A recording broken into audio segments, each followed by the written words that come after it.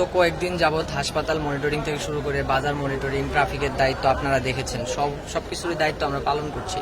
তো আমার ভাইয়েরা এই ঢাকা মেডিকেলে আমাদের টিম 3 দিন থেকে কাজ করছে।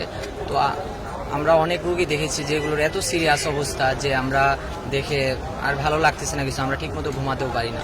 তো এখানে যে চিকিৎসা ব্যবস্থাটা আমরা মনিটরিং করার পর মোটামুটি তারা উন্নত করতে পেরেছে। আগে যেমন অবহেলা করছে, এখন ওই জিনিসটা আজকে আমরা দেখিনি।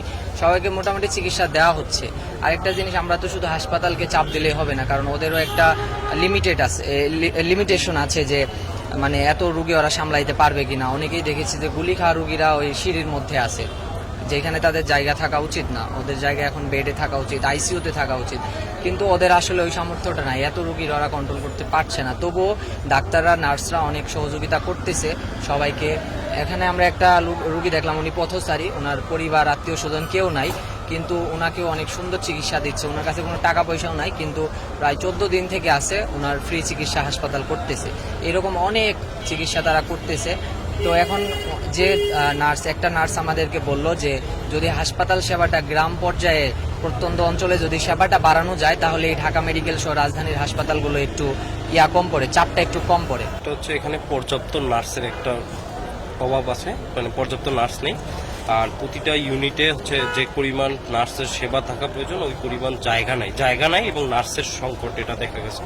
এবং চিকিৎসা সেবা আগের থেকে অনেকটাই বেটার, এবং আমাদের অনেকগুলো টিম এখানে আসতেছে এবং ভিজিট করতেছে, দেখতেছে, এবং যেটা আগের থেকে তারা চিকিৎসা যারা নিচ্ছে তারাও সন্তুষ্ট, এবং ছাত্রছাত্রীদের আসার কারণে যারা পেশেন্ট আছে তারাও খুব আনন্দিত, এবং তারা বলতেছে যে প্রপার যেই ট্রিটমেন্টটা তারা দিচ্ছে তারা এটা ঠিক আছে ঢাকা মেডিকেল হিসেবে।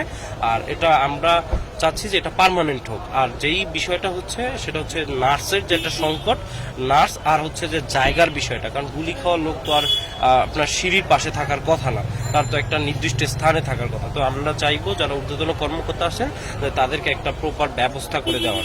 আমরা যতটুকু দেখেছি যে এখানে অনেক ক্রিটিক্যাল রোগীরা আছে, কিন্তু হচ্ছে ডক্টর এবং নার্স তারা তাদের থেকে যতটুকু সম্ভব চেষ্টা করতেছে, কিন্তু পর্যাপ্ত নার্স বা আমরা হচ্ছে বার্ন ইউনিটে দেখলাম যে এখানে পুরুষের সংখ্যা বেশি, গুলিবিদ্ধ হয়েছে বা আরো যে অসুস্থ রোগীরা তার পুরুষের সংখ্যা বেশি, কিন্তু সেখানে একজন বা হচ্ছে 2জন নার্স আছে। একজন রোগীর পিছনে কমপক্ষে 1 ঘন্টা করে লাগতেছে, সেখানে ওই 2জন নার্স দিয়ে মানে সবগুলো রোগীর প্রপারলি হচ্ছে ট্রিটমেন্ট দেওয়া মানে সমস্যা হইতেছে। তো এখানে যদি পর্যাপ্ত পরিমাণে নার্স দেওয়া হয় তাহলে হচ্ছে ট্রিটমেন্ট আরো ভালোভাবে পাবে। তাদের সাথে দেখা করতে গিয়েছি এবং আজকে আসলাম 16 তারিখ। তো একটা জিনিস লক্ষ্য করেছি যে মানে ওই জায়গায় আপনার নার্সের সংখ্যা কম, তা রুগীর সংখ্যা অনেক বেশি গুলিবিদ্ধ। এই রুগীগুলা যদি তাদের মানে নিজ নিজ এলাকায় চিকিৎসা নিতে পারে, মূলত আমরা লক্ষ্য করেছি সবাই ঢাকা কেন্দ্রিক, ঢাকা মেডিকেল কলেজ কেন্দ্রিক। তো এই জন্য রুগীর চাপটা একটু বেশি এবং নার্সের সংখ্যা একটু কম, এই জন্য চিকিৎসা দিতে একটু ঝামেলা হয়ে যাচ্ছে। কিন্তু তারা মানে যতটুকু সম্ভব সর্বোচ্চ দিয়ে চেষ্টা করতেছে। এবং আমরা যাদের আমাদের অনেকগুলো টিম আগেও এসে গেছে এবং এখন আমরা আসছি এবং পরে আসবে, এবং রুগীদের মানে যতটুকু সহযোগিতা করা সম্ভব আমরা সর্বোচ্চ চেষ্টা করব। আচ্ছা, আপনি বলুন, মানে যা শুনলাম গতকাল এবং গত পরশুদিন পরিদর্শনে, যে আমরা আসার আগে পর্যন্ত তারা প্রপারলি চিকিৎসা পাচ্ছিল না। আমরা মনিটরিং করা শুরু করার পর থেকেই তারা এখন শুনলাম যে খুব প্রপারলি পাচ্ছে। পাশাপাশি সব ধরনের লিমিটেশন, সীমাবদ্ধতা আছে, এই সব কিছু মাথায় রেখেই আমরা পরিদর্শন করছি। পাশাপাশি ওদেরকে তো সান্ত্বনা দেওয়ার মতো কিছু নাই, যার যার ব্যথা সেই বুঝবে।